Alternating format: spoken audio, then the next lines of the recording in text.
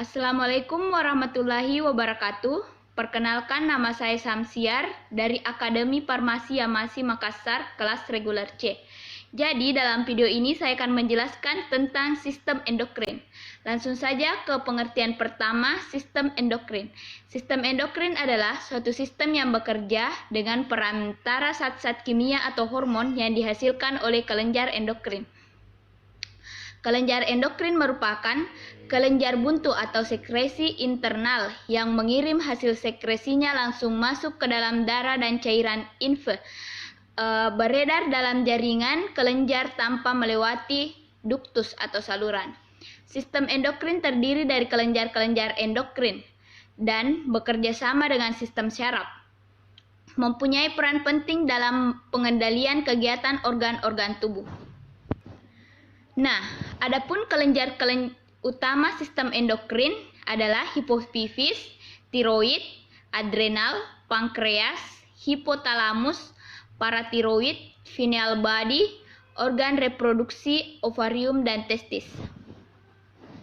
Saya akan menjelaskan pengertian kelenjar utama sistem endokrin ini. Yang pertama, kelenjar hipotalamus. Hipotalamus adalah pusat pengendalian fungsi tubuh dan sistem syaraf untuk menjaga agar kondisi tubuh kita selalu konsisten dan stabil.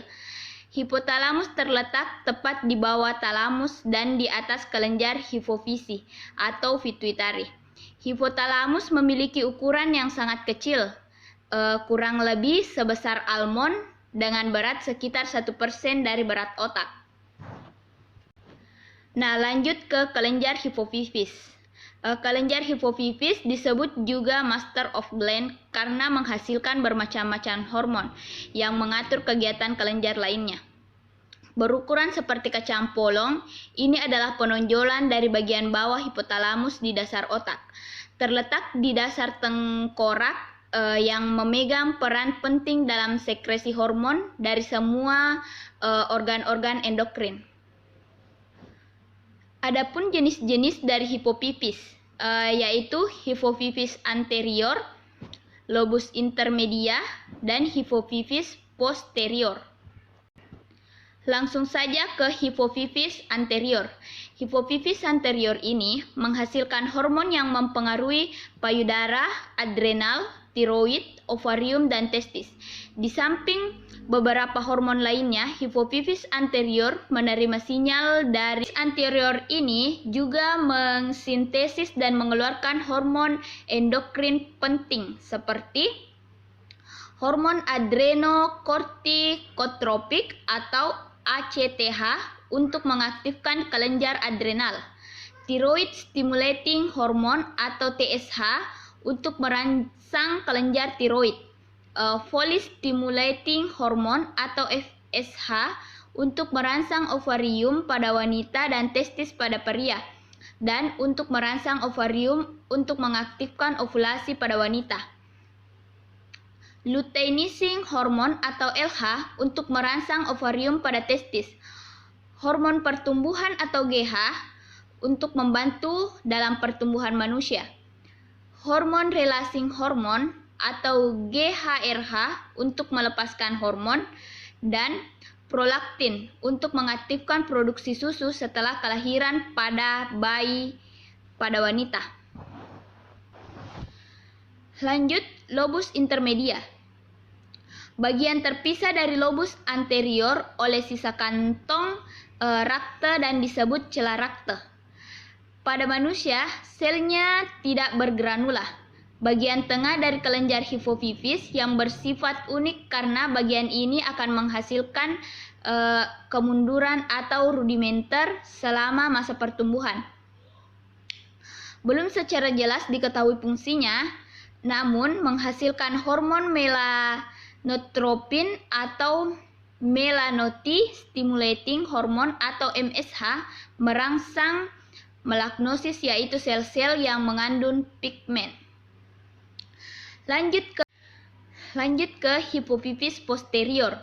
Kelenjar utama dipengaruhi oleh hipofizis posterior atau belakang, atau ginjal hipofizis posterior menerima sinyal dari neuron magnoseluler di otak. Hipofizis posterior menyimpan kelenjar dan melepaskan hormon seperti oksitosin dan hormon antidiuretik atau ADH.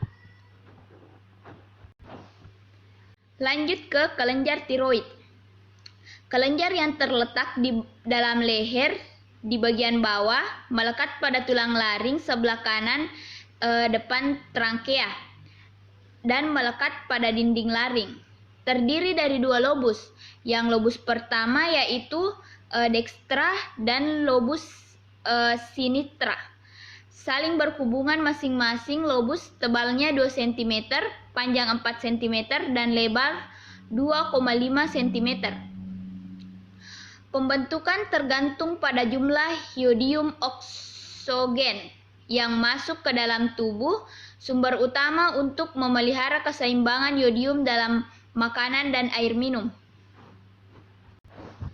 Ada juga hormon yang dihasilkan dari kelenjar tiroid, antara lain yaitu tiroksin, mempengaruhi pertumbuhan, perkembangan, dan diferensiasi jaringan tubuh. Kalsitrolin mempengaruhi dalam mengubah tirosin. Triiodopionin mempengaruhi metabolisme sel, oksidasi di sel tubuh, dan produksi panas tubuh. Lanjut ke kelenjar paratiroid. Terletak di atas selaput yang membungkus kelenjar tiroid. Terdapat 2 pasang atau 4 buah terletak di belakang tiap lobus dari bagian tiroid, 2 sebelah kiri dan 2 sebelah kanan. Besarnya setiap kelenjar kira-kira 5 x 5 x 3 mm dengan bentar antara 25 kurang 30 mg, berat keseluruhan lebih kurang 120 mg. Hormon yang dihasilkan dari kelenjar paratiroid ini adalah parathormon atau PTH, berperan dalam pengaturan pemakaian ion kalsium atau Ca2+ dan fosfat VO43+ pada jaringan, berperan dalam mengendalikan kadar kalsium dalam darah. Nah, lanjut ke kelenjar timus. Kelenjar timus ini terletak dalam rongga mediasterium di belakang ostrenum di dalam rongga toraks, kira-kira setinggi bifurkasi trankea. Warnanya kemerah-merahan dan terdiri dari 2 lobus. Pada bayi baru lahir sangat kecil, kira-kira beratnya 10 gram. Ukurannya bertambah setelah dewasa, 30-40 gram, dan setelah dewasa dia akan mengerut. Organ ini merupakan bagian dari kedua sistem limfatik yang membuat bagian utama dari sistem kekebalan tubuh, dan sistem endokrin yang mengacup semua kelenjar yang memproduksi hormon. Hormon yang dihasilkan dari kelenjar timus ini adalah hormon timosin, memiliki fungsi sebagai sistem kekebalan tubuh atau sistem imun. Lanjut ke kelenjar suprarenalis atau adrenalin. Bentuk ceper, terdapat pada bagian atas dari ginjal, beratnya kira-kira 5-9 gram, berjumlah 2 buah sesuai dengan jumlah ginjal. Terdiri dari 2 bagian, yaitu bagian luar korteks dan bagian yang berasal dari sel-sel ektodernal. Bagian korteks menghasilkan hormon-hormon yang dikategorikan sebagai hormon steroid, sedangkan bagian medula menghasilkan ketokelamin. Pertama itu korteks adrenal menghasilkan hormon mineral kortikoid yang mengatur geram dan keseimbangan air, glukortikoid yang dapat mengatur glukosa darah dan respon inflamasi tubuh. Yang kedua yaitu medula adrenal menghasilkan hormon epinefrin dan neofinefrin. Hormon ini mengatur denyut jantung, laju kontraksi otot, tekanan darah, dan kadar glukosa. Lanjut ke kelenjar penalis. Terdapat di dalam ventrikel otak, berbentuk kecil dan berwarna merah seperti sebuah cemara. Kelenjarnya menonjol di mesenfenalon ke atas dan ke belakang coliculus superior. Fungsinya belum diketahui dengan jelas. Kelenjar ini menghasilkan sekresi internal dalam membantu pankreas, dan kelenjar kelamin berperan penting dalam mengatur aktivitas seksual dan reproduksi manusia. Glandula venalis diatur oleh isyarat syaraf yang ditimbangkan oleh cahaya yang terlihat oleh mata, menyekresi melatonin dan zat lain yang berupa melanin. Aliran darah cairan vertikal 3 ke granula hipofizis anterior, menghambat sekresi hormon gonadotropin dan gonad menjadi hambatan lalu berinovasi. Lanjut ke kelenjar pankreas. Pankreas adalah suatu alat tubuh yang agak panjang yang terletak retrotinal dalam abdomen bagian atas di depan vertebrae lobula 1 dan 2. Kepala pankreas terletak dekat dengan duodenum, sedangkan ekornya sampai ke lien. Pankreas menghasilkan 2 kelenjar, yaitu endokrin dan kelenjar eksokrin. Pankreas menghasilkan kelenjar endokrin bagian dari kelompok sel yang membentuk pulau-pulau Langerhans berbentuk opal sebesar seluruh pankreas. Dalam tubuh manusia terdapat 1-2 juta pulau-pulau Langerhans yang dibedakan atas granula dan perwarnaan. Setelah dari sel ini menyekresi hormon insulin. Hormon yang dihasilkan oleh pankreas yaitu insulin, merupakan protein kecil terdiri dari 2 rantai asam amino. Satu asam lainnya dihubungkan oleh ikatan isulfida. Sebelum dapat berfungsi, ia harus berikatan dengan protein reseptor yang besar dalam membran sel. Sekresi insulin dikendalikan oleh kadar glukosa darah. Kadar glukosa darah berlebihan akan merangsang sekresi insulin, dan bila kadar glukosa normal atau rendah, maka sekresi insulinnya berkurang. Mekanisme kerja insulin. Yang pertama, insulin mengikat transport glukosa ke sel atau jaringan tubuh kecuali otak, tubulus ginjal, mukosa usus halus, dan sel darah merah. Masuknya glukosa adalah suatu proses difusi karena perbedaan konsentrasi glukosa bebas antara luar sel dari dalam sel. Yang kedua yaitu meningkatkan transport asam amino ke dalam sel. Dan yang ketiga, menghambat kerja hormon yang sensitif terhadap lipase, meningkatkan sintesis lipida. 4. Meningkatkan pengambilan kalsium dari cairan sekresi. 5. Meningkatkan sintesis protein di otak dan hati. Kekurangan insulin dapat menyebabkan kelainan yang dikenal dengan diabetes mellitus, yang mengakibatkan glukosa bertahan di luar sel atau cairan ekstraseluler. Lanjut ke kelenjar kelamin. Yang pertama kita akan membahas hormon kelamin laki-laki. Hormonnya ada yang pertama hormon testiskuler. Ini adalah testosteron untuk perkembangan atau pertumbuhan dan pemeliharaan ciri-ciri sekunder. Yang kedua, androstenedium sebagai prekursor untuk hormon estrogen pada laki-laki.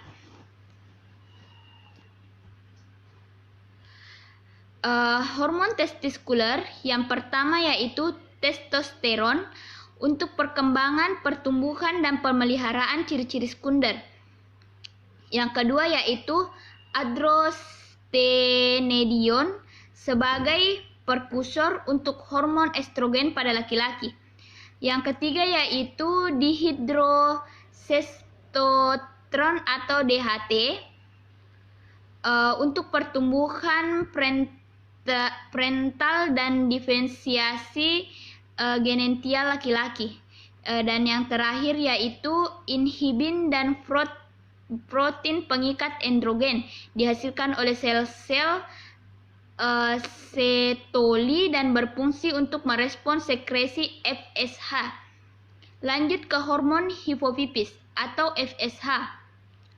Folate stimulating hormone memiliki reseptor pada sel tubulus seminiferus yang berperan dalam spermatogenesis. Yang kedua yaitu LH, lutein hormone, dan ICSH, interstitial cell stimulation hormone, memiliki respon pada sel-sel interstitial yang berfungsi merangsang sel-sel interstitial di dalam testis untuk berkembang. Lanjut ke hormon hipotalamus. Relaksin hormon ini berfungsi merangsang kelenjar hipofis mengeluarkan LH dan FSH, mengatur mekanisme umpan balik negatif dan sintesis dan sekresi testosteron. Lanjut pada hormon kelamin pada wanita, yaitu estrogen. Estrogen dihasilkan oleh ovarium yang berguna untuk pembentukan ciri-ciri perkembangan seksual pada wanita.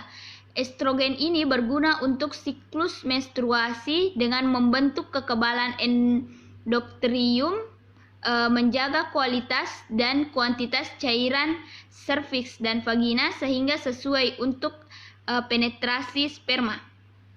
Yang kedua yaitu progesteron.